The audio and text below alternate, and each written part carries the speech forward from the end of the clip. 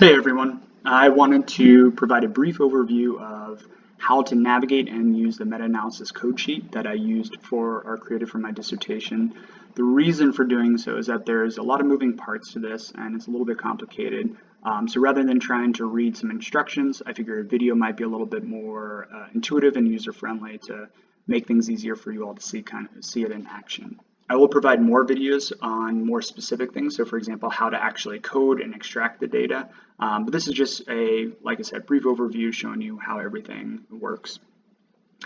Really quickly, the reason in the inception for this project or creating this program is that, first of all, most meta-analyses usually only have one or two outcomes that they have to extract and create an effect size for, in which case a effect size calculator is really easy and wouldn't be too cumbersome. The problem is that in our study we have multiple cognitive outcome measures as well as mood measures. So we have maybe 15, 20 measures over multiple time points.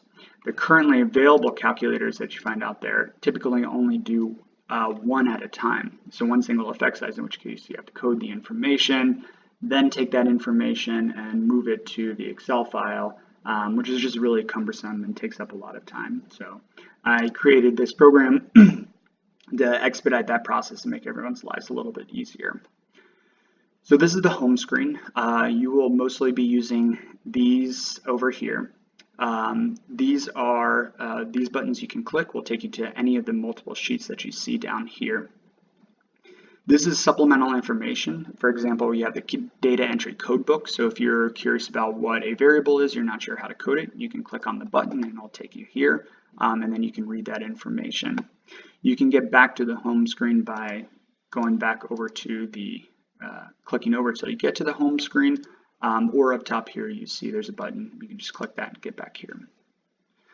You'll be spending most of your time with the face sheet. So the face sheet is where you will be extracting the actual information from the articles and putting it all into here, which will then be aggregated into a separate sheet, which I'll show you later.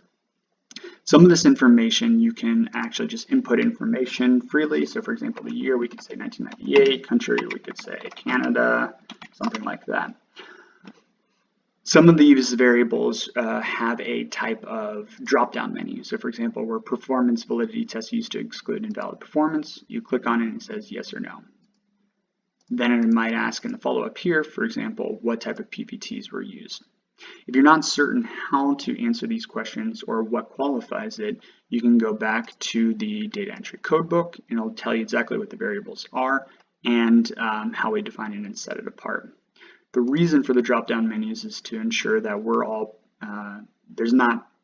basically eliminate excessive variability in our responses.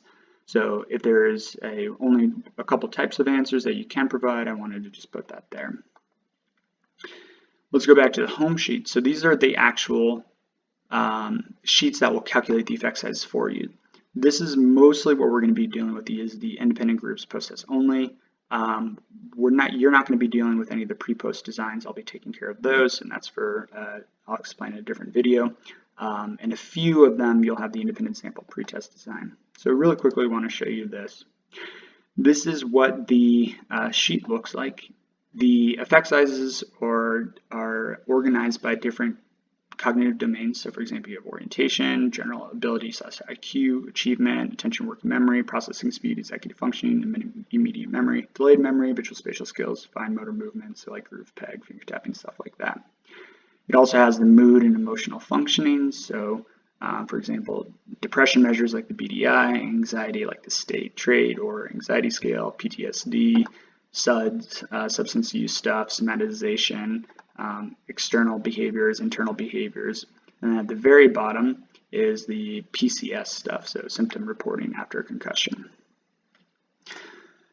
As I'll explain in another video, the undergraduates are going to essentially create a file in which they put all the data here for you.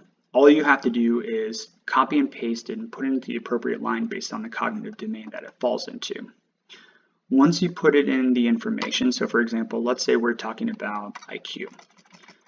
Let's say that the mean for the control group is 100, standard deviation is 10, and they had 100 people in their group.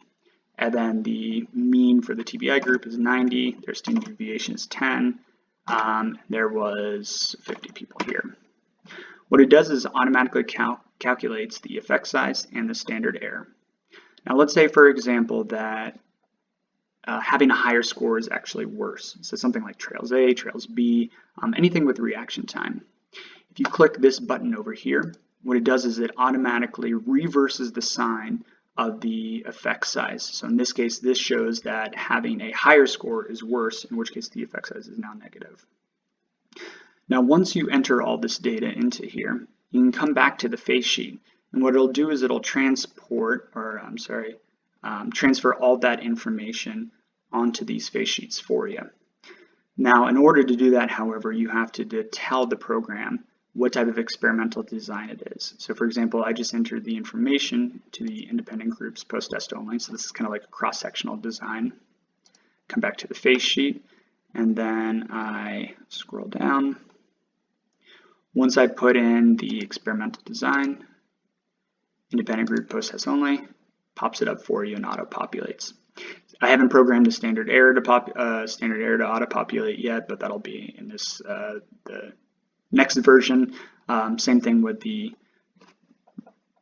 mood measures. That will be inputted in just a little bit. Now, what I also did is to save everybody time, is that once you put in all the information, so you talk about the methods used, the sample demographics, mechanism of injury, you get all that information that you need. You can come over to all data merged, and what it does is it automatically transports all of that data into something that you can include into an SPSS file or CMA, which is what I'm using for my data analysis. So once everything's said and done, you'll copy this, and then you will put it into a master file, which again, I'll create another video for you to show you. But this is essentially the program. So I have uploaded this to the shared drive so you can play around with it. I will be uploading more information and more videos to follow so that you can follow along, as well as kind of see it in action so that you're not really left trying to figure it out on yourself. I wanted to make sure that this is intuitive and as easy of a transition process as possible, since I can't be there to show you all in person. Obviously, feel free to let me know if you have any questions or if there's anything else that's going wrong. More than likely, there are a few bugs in here that I haven't caught. So if there is something that comes up, please post it on the Teams page so that everyone knows, and then I know I can go through and fix it for you. Thanks so much, and I look forward to y'all's feedback.